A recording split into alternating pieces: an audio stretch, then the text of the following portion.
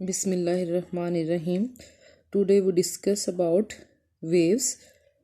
Wave motion को पहले हम डिस्कस करेंगे. Wave motion is that mechanism by which energy is transferred from one point to the other. एक point से दूसरे पॉइंट पे जब एनर्जी ट्रांसफ़र होती है तो इस मैकेनिज़्म को हम कहते हैं वेव मोशन. तो वेव क्या है हमारे पास, इसको हम डिस्कस कर रहे हैं. सबसे पहले हमारे पास है mechanical waves. Those wave which required a medium for their propagation are known as mechanical waves. For example, sound wave cannot travel in vacuum. They need air or some other material medium for their movement. Sound waves are therefore mechanical waves. ऐसी wave जिनको propagation के लिए medium required होता है वो हमारे पास mechanical waves हैं, जैसे sound wave. Two types of mechanical waves. Mechanical waves की हमारे पास टू टाइप्स हैं, transverse waves and longitudinal wave. Transverse wave, these are those waves in which the particles of the medium vibrate about their mean position in a direction at right angles to the direction of propagation of the wave. Such a wave consists of crust and trough or elevations and depressions. The waves produced in water are transverse waves. अब इसकी examples हैं हमारे पास कि जो water में produce होती हैं वो ट्रांसवर्स वेव होती हैं. The vibration of string in all instruments with strings are of transverse character. अब इसमें देखें हमारे पास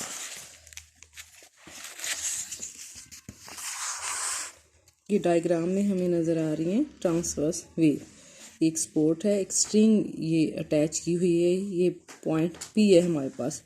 वेव इसमें प्रोपगेट कर रही है इस डायरेक्शन में. ये पॉइंट P है, ये देखें अपवर्ड मूव कर रहा है और डाउनवर्ड मूव कर रहा है. तो ये जो पॉइंट P है इसकी जो डायरेक्शन है ये वेव की प्रोपगेशन डायरेक्शन पे परपेंडिकुलर है. तो पार्टिकल्स जो हैं वेव की जो डायरेक्शन ऑफ मोशन है उस पर नॉर्मली मूव करते हैं. तो ये हमारे पास होती हैं transverse wave.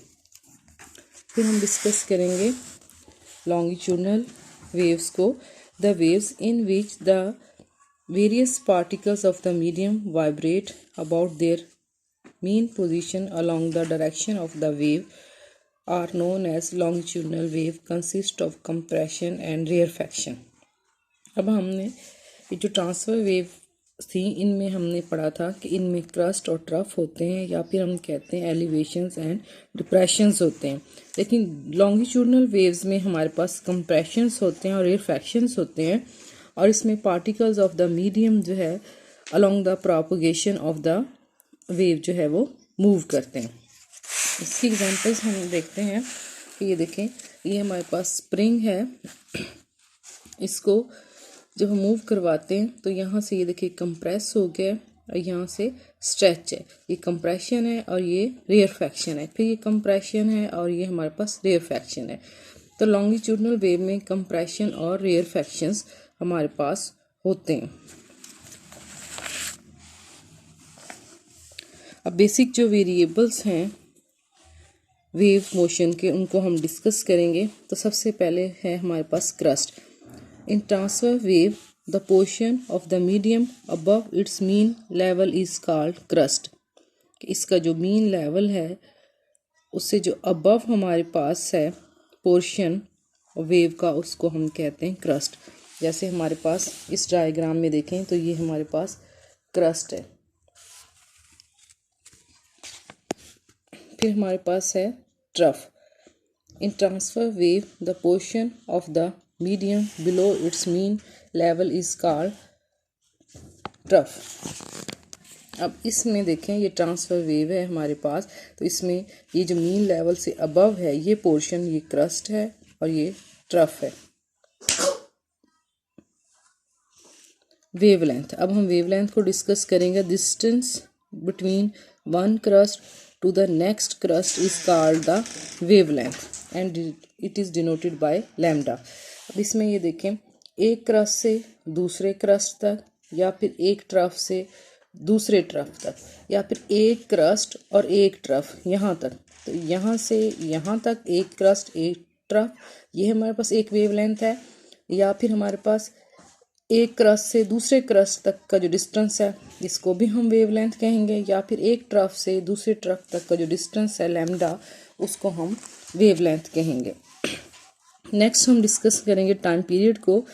Time required by a wave to pass through a particular point is known as time period, कि वो टाइम जिसमें एक वेव कंप्लीट होती है उसको हम कहते हैं time period. The time required by a wave to pass through a particular point is called time period, और इसे हम टी से रिप्रेजेंट करते हैं। Frequency, number of waves passing through a particular point in 1 second is called frequency of the wave. It is denoted by f. Time period is related to the frequency s, कि time frequency का जो reciprocal है वो हमारे पास time period है।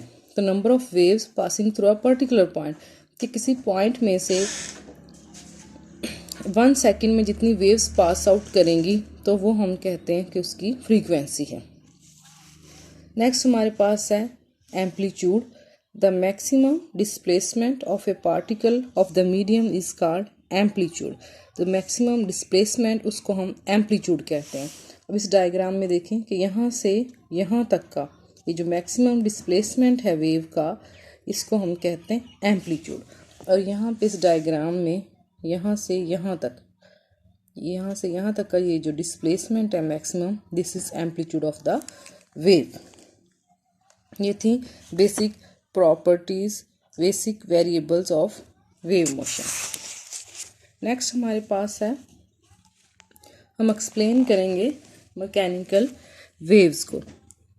Ocean waves travel thousands of miles across the ocean, but the particles of water do not make that journey.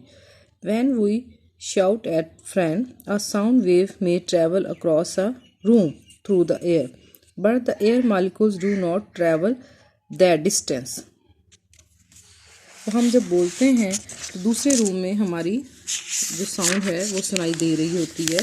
उसी तरह oceans में वेव्स ट्रैवल करती हैं लेकिन वाटर मॉलिक्यूल्स ट्रैवल नहीं करते। With the energy and momentum being transported from one place to another through the motion of particles, wave motion provides an alternative way for energy and momentum to move from one place to another without material particles making that journey. तो हमारे पास है कि energy और momentum को हम particles के ज़रिए transfer कर सकते हैं, लेकिन वेव में हमारे पास एनर्जी और मोमेंटम जो है एक प्लेस से दूसरी प्लेस पर हम ट्रांसफ़र करते हैं without material particles making that journey, कि उसमें पार्टिकल्स मूव नहीं करते। Water waves and sound waves are examples of mechanical waves.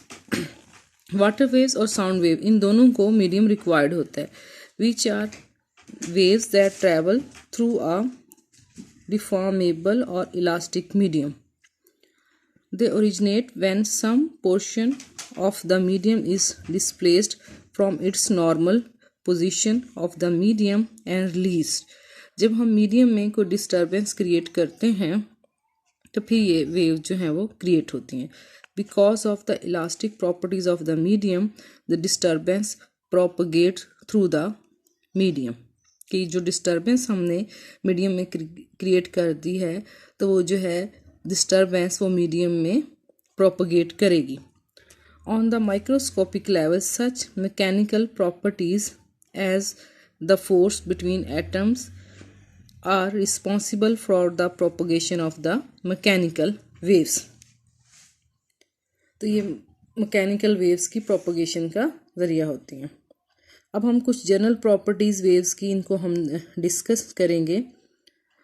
As a wave reach a particle in the medium, it sets that particle into motion and displaces it, thus transferring both kinetic and potential energy to it. Not only energy but also information about the nature of the wave source can be transmitted over considerable distance by wave motion. कि wave motion से हम energy और momentum और information को transmit कर सकते हैं. We can regard the particles of the medium as moving by only small distances about their previous positions as the wave passes without undergoing any net overall displacement in the direction of travel of the wave. Example: small floating objects such as leaves or corks show that the actual motion of the water in a passing wave is mostly up and down and perhaps slightly back and forth. कि जब हम कोई leave या cork को water पे देखते हैं तो उनकी मोशन से हमें पता चलता है कि वो अप डाउन या बैक फोर्थ मूव करते हैं.